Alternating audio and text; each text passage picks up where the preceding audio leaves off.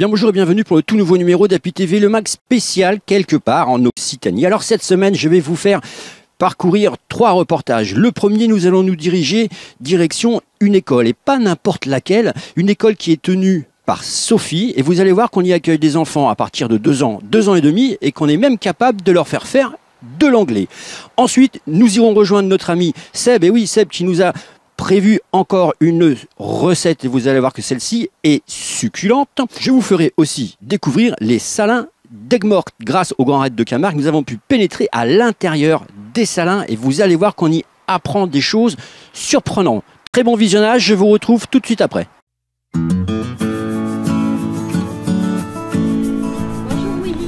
À la Villa des Petits Tours et je vais vous faire visiter. Alors évidemment nous sommes au mois d'octobre, donc bon, les fleurs c'est pas trop ça, donc il a plu en plus hier, donc c'est un peu mouillé. Je vous présente la cour de récréation avec tous les jeux pour les enfants.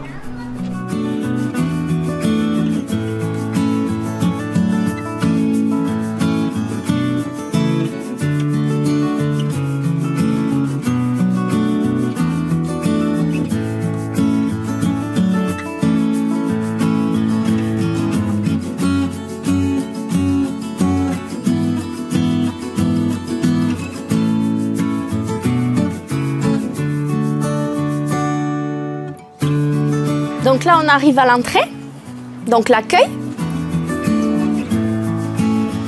Donc les enfants laissent leurs affaires dans les petites caisses, leur manteau, voilà. Ils peuvent aussi enlever leurs chaussures et mettre les chaussons par temps de pluie. Oui.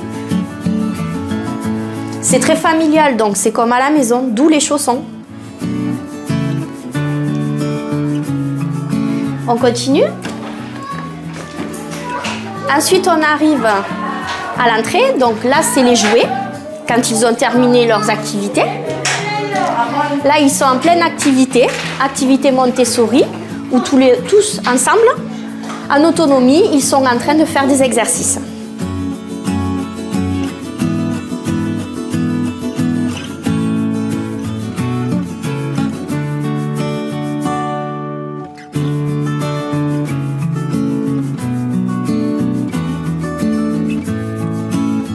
Donc il y a des tris des couleurs, motricité fine, un petit peu de tout, dans chaque niveau.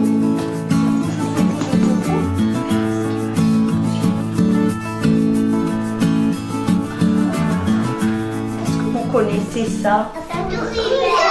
Elena, enlève la saucisse s'il te plaît. Merci. C'est qui ça? La souris verte. C'est la souris verte. Allez, on y va. Une souris verte qui courait dans l'herbe, je l'attrape par la queue. À chaque niveau, il y a un exercice. Il y a des exercices, il y a des fichiers. Donc voilà, ça c'est des moyennes sections.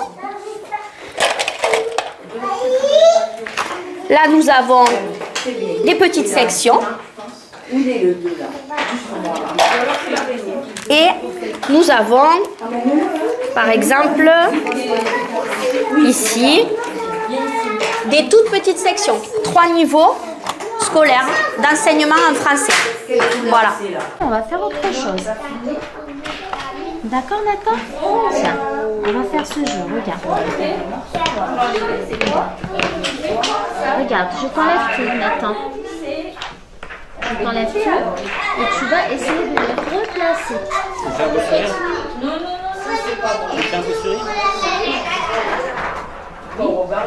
Donc nous avons aussi tout ce qui est puzzle en bois, jeux en bois, de monter, démonter, empiler, emboîter.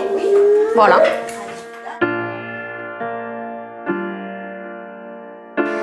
Donc la cuisine. Je vais fermer. Là, tout le monde est là. Donc la cuisine, nous mettons tous les goûters des enfants là.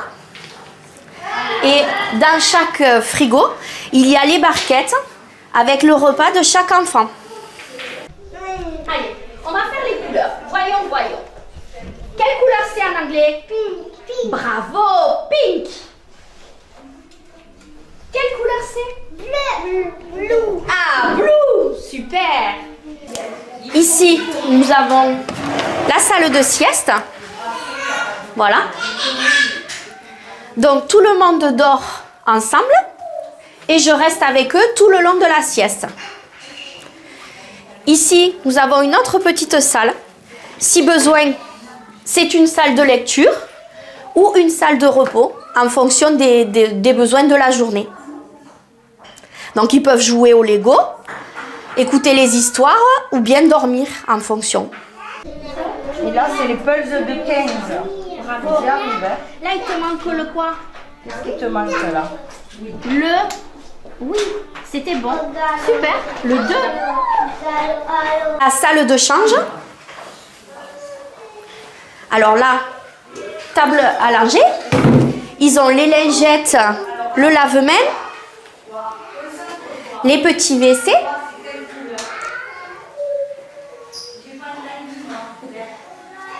L'urinoir,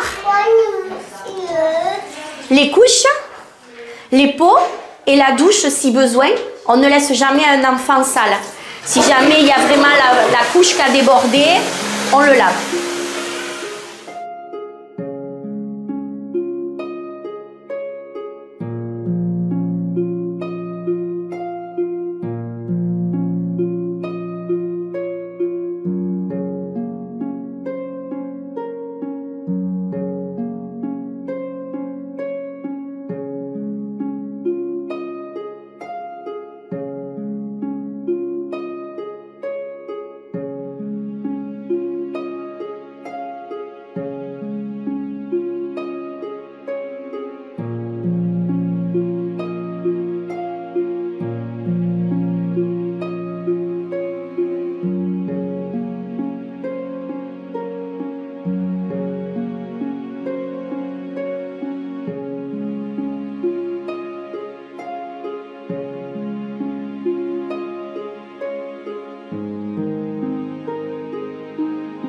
Donc le rectorat a reconnu mon école puisque les inspecteurs d'académie sont passés, donc viennent vérifier le contenu de ce que j'enseigne toute la journée. D'accord. Alors aujourd'hui, l'école, c'est combien d'enfants? Alors aujourd'hui, il y en a 13, bientôt 14 en janvier et il me reste encore 5 places.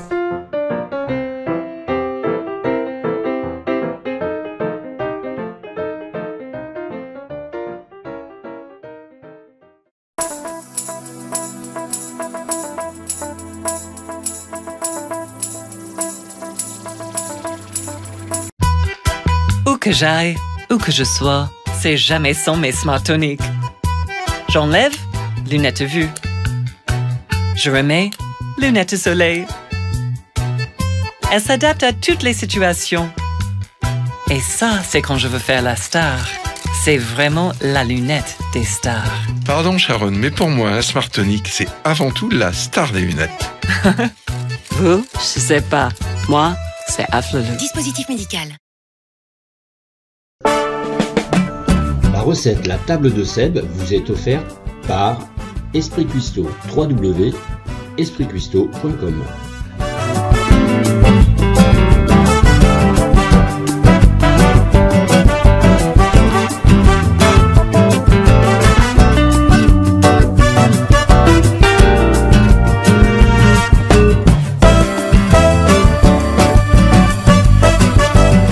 Bonjour et bienvenue à la table de Seb.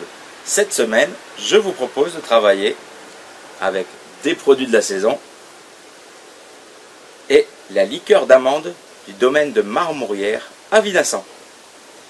Nous allons faire des pommes qui vont être rôties à la plancha ou à la poêle avec un fromage blanc qui est fabriqué dans l'eau aussi, du miel et plein d'autres choses, vous allez voir. Pour ce dessert, il nous faut 2 pommes, des pistaches concassées, une demi-cuillère à café de cannelle, de l'huile d'olive, du miel, du fromage blanc, un petit peu de menthe, du raisin et de la liqueur d'amande. Pour commencer, nous allons couper les pommes.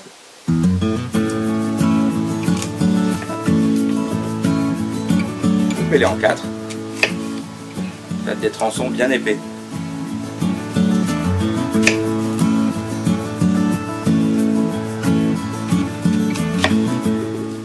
badigeonnez vos tranches de pommes avec de l'huile d'olive des deux côtés.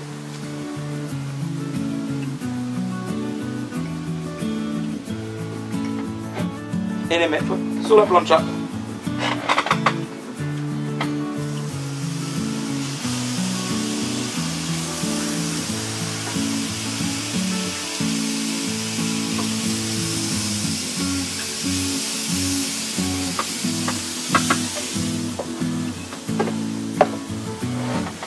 Laissez cuire 2-3 minutes de chaque côté.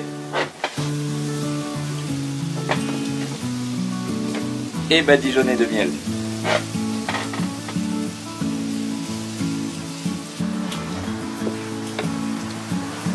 Et ajoutez la liqueur d'amande.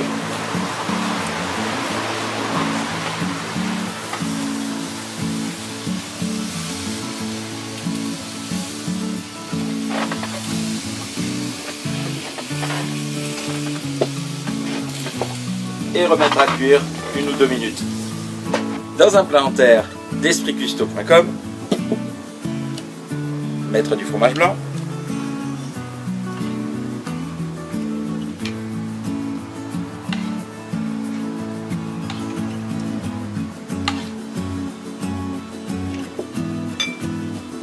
une cuillère à café de miel,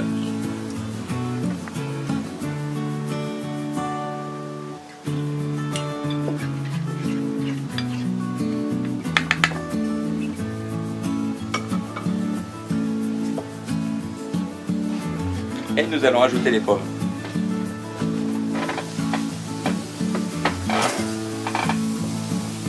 Ajoutez un petit peu de cannelle.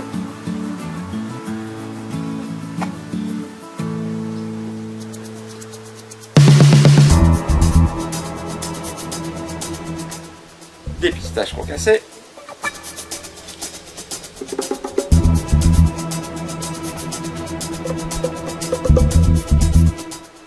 Quelques grains de raisin, de la liqueur d'amande de marmorière,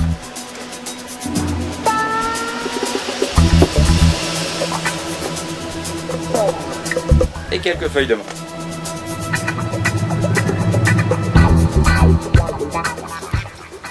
Et voici un bon dessert, il ne reste plus qu'à déguster.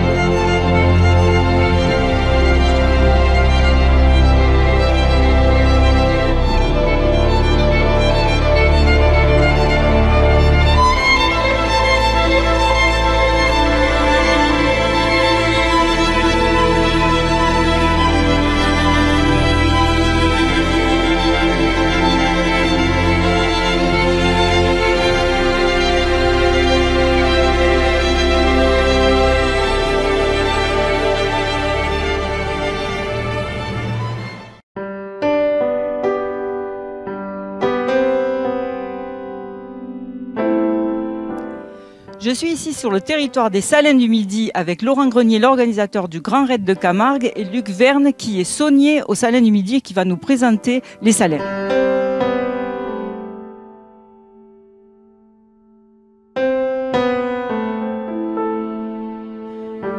On retrouve Luc donc au point de départ des salins. Expliquez-nous un petit peu le processus. Alors, c'est le début de la fabrication du sel en Méditerranée ici. Vous avez la mer Méditerranée qui contient 30 grammes de sel par litre d'eau. Et ensuite, il faut l'amener sur le salin. Tout ça pour concentrer, pour que l'évaporation fasse son effet. Donc, au bout de 3 mois et de à peu près 60 km de trajet, cette eau va passer de 30 grammes à 300 grammes. Donc 95% de l'eau qu'on va pomper en mer Méditerranée va disparaître pour avoir 5%, ce sera de l'eau saturée en sel qui va nous permettre de faire du sel, tout simplement. Alors donc ici, point de départ, combien il y a de kilomètres pour arriver, parce qu'on a énormément roulé. Voilà. Quand on part du début du site, là où je vous ai récupéré pour venir jusqu'ici, il y a 12 km. Tout droit. Après, le salin fait 7000 hectares, donc il y a beaucoup plus de chemin. Une tournée fait à peu près, parce qu'on zigzague, 150 km.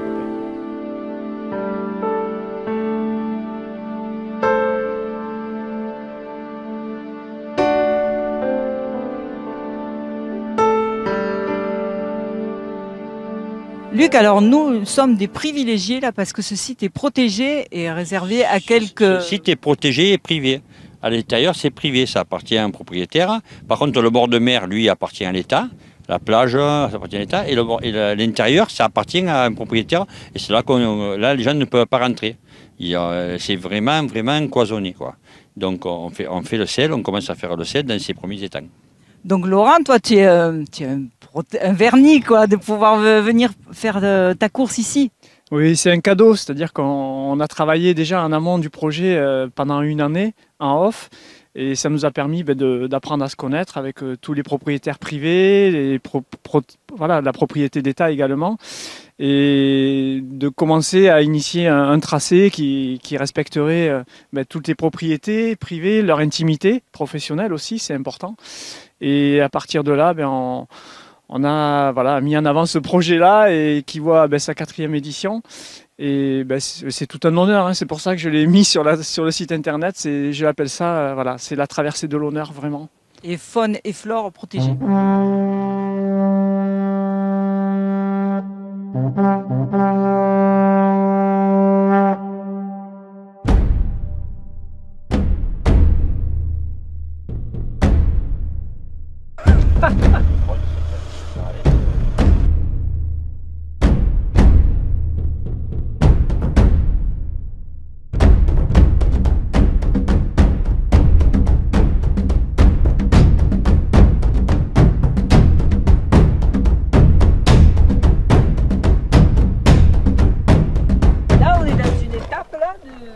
On est dans une étape qui résume à peu près mon métier, c'est-à-dire que je vais contrôler la concentration, la densité de l'eau entre cet étang et celui-ci.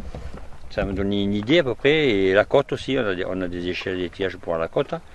Et puis je vais fermer, si j'estime que la côte est bonne et que la concentration est bonne, je vais fermer la porte.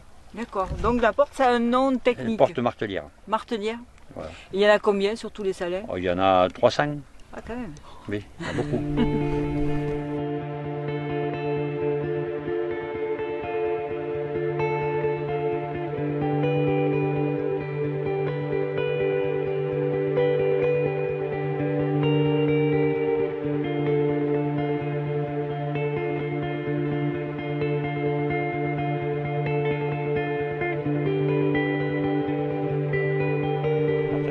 Quand on a beaucoup de mistral, de tramontane et de la chaleur et beaucoup d'évaporation, on va ouvrir très fort. Et quand on a beaucoup de vent du sud avec très peu d'évaporation, on va ralentir. Ah ouais. Alors, qu'est-ce que c'est cet outil? Tout simplement, c'est pour récupérer l'eau. D'accord. Parce que si je le jette mon densimètre dans l'eau, après, au mois de juillet, au mois d'août, ça va, quand il fait bon, quand il fait 28 le matin. Ouais. Mais si je le jette, après, il va falloir plonger pour le chercher. Donc je vais faire plus simple. Je vais prendre de l'eau dans mon éprouvette, et après j'ai mon densimètre. Ça me permet de faire une mesure, et cette mesure me donnera par rapport à ce que je sais, si c'est bon ou pas bon. C'est lui qui donne la concentration. C'est lui qui donne enfin, pas la concentration, la densité. La densité. La concentration, c'est 1 gramme litre. Et quand j'ai débuté en 1980, on parlait de degrés baumés. Donc c'était pas la même mesure. C'est la même chose, mais pas la même mesure. Et maintenant, on parle de densité. Et ces densités, si je sors mon tableau, il y a ça donne des grammes litres de sel. Allez, là. Donc bien sûr, je la prends toujours dans les temps qui va dans l'autre. Hop.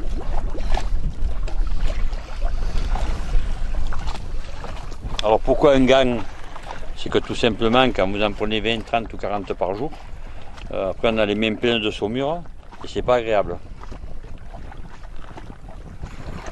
Donc là on est à 1180, donc c'est très bon. Donc ce que je vais faire, c'est que je vais fermer. Comme ça celui-ci sera prêt. Là tu mesures Je mesure pas le degré de salinité, une densité. Qui me donne après, on ne parle pas en salinité nous, on parle en densité.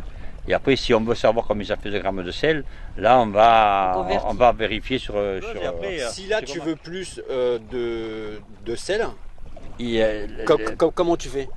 Alors, si je veux. Parce que là, tu as mesuré le truc. Si je veux plus de sel, c'est qu'on est trop faible, donc je vais arrêter. Je vais fermer ma porte et je vais le laisser se concentrer. Continuer à se concentrer. D'accord, ok. Voilà. Et si je veux moins, je veux accélérer. Tu ouvres. Voilà. Si je suis trop fort en densité là, c'est-à-dire dans celui-là, comme on est dans ce sens-là, hein, on voit le courant qui rentre dans cet étang. Si je veux moins de sel, je vais accélérer, aller plus vite, parce que la densité en amont est toujours plus faible que la densité en aval. Puisqu'il aura gagné là, il continue à gagner, et ainsi de suite. Et comme les eaux que je rentre au départ sont plus faibles que celles-ci, sinon ça n'a pas d'intérêt de venir remplir. Donc si je veux plus de densité, je ferme et je laisse se concentrer. Je n'y ajoute pas des eaux moins fortes en densité. D'accord, ok. Voilà. Okay. Voilà, j'ai contrôlé la densité, elle est bonne, donc maintenant je vais fermer la porte.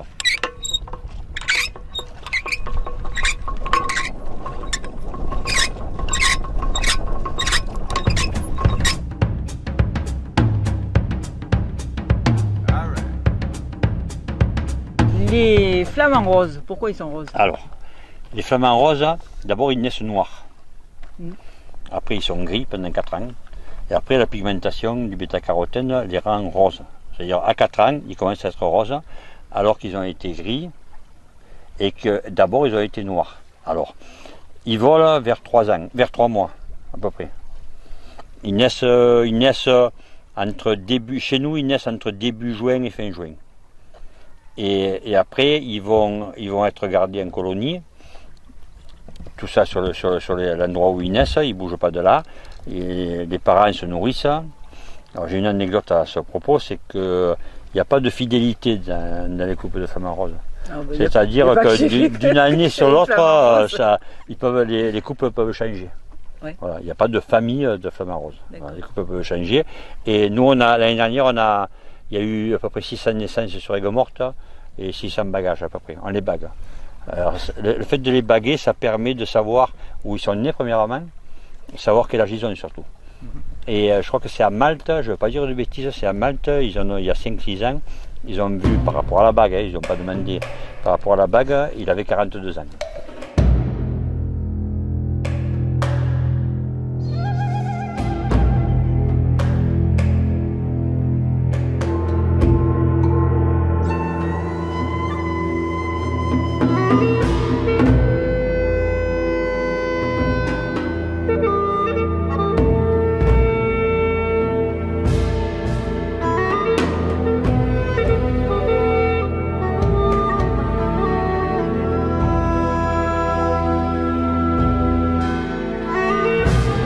Vous voyez, c'est une table salante, c'est contrairement au partennement que l'on voit, c'est plus petit, celle-ci fait 10 hectares, et c'est encadré de planches. Donc celle-là, elle va être ramassée la semaine prochaine.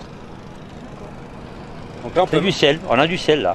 Et là, on peut marcher. On peut marcher dessus. Parce que celui-là, il ne va pas à la consommation humaine. Il aura une autre destination. S'il y a la consommation humaine, on ne marcherait pas dessus. Quand vous avez un jardin avec des fraises, vous ne marchez pas sur les fraises. On fait attention. Et donc là, la semaine prochaine, toute l'eau sera évaporée. Même s'il en reste un peu, c'est pas grave. On vide les grosses flaques, mais s'il en reste un petit peu, des flaques comme celle-ci, c'est pas grave. Même là, on pourra le ramasser. Voilà la finalité de mon travail. On a vu le départ de mon travail quand on était à la mer, qu'on pompait de l'eau de mer à 30 grammes litre.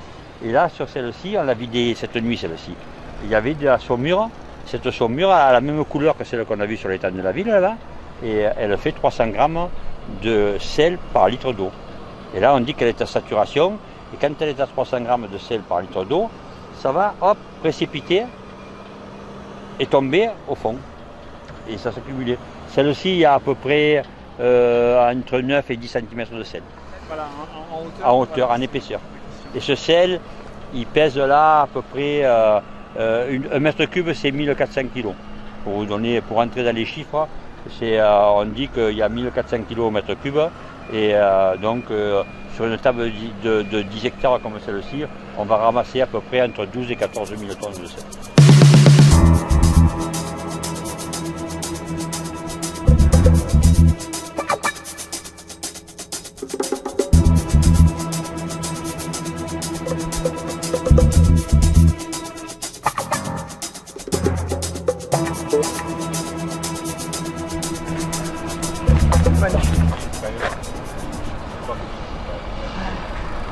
Tu n'oublieras pas de prendre du sel, hein, Lolo.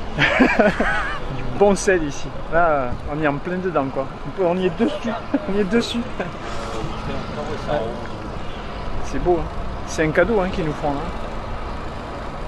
C'est fabuleux. Et bien voilà, API TV Le Max, c'est fini pour cette semaine. Je vous donne rendez-vous quelque part ailleurs en Occitanie pour vous faire découvrir des personnages ou des lieux complètement atypiques et marginal. Je vous retrouve bien sûr la semaine prochaine et vous allez voir que je vous ai réservé une très très belle surprise avec des fous de barbecue. Eh ouais, il en faut. Allez, passez une très très bonne semaine. Rendez-vous vendredi prochain. Suivez-nous sur les réseaux sociaux, la chaîne Facebook, etc. etc. Salut, bye.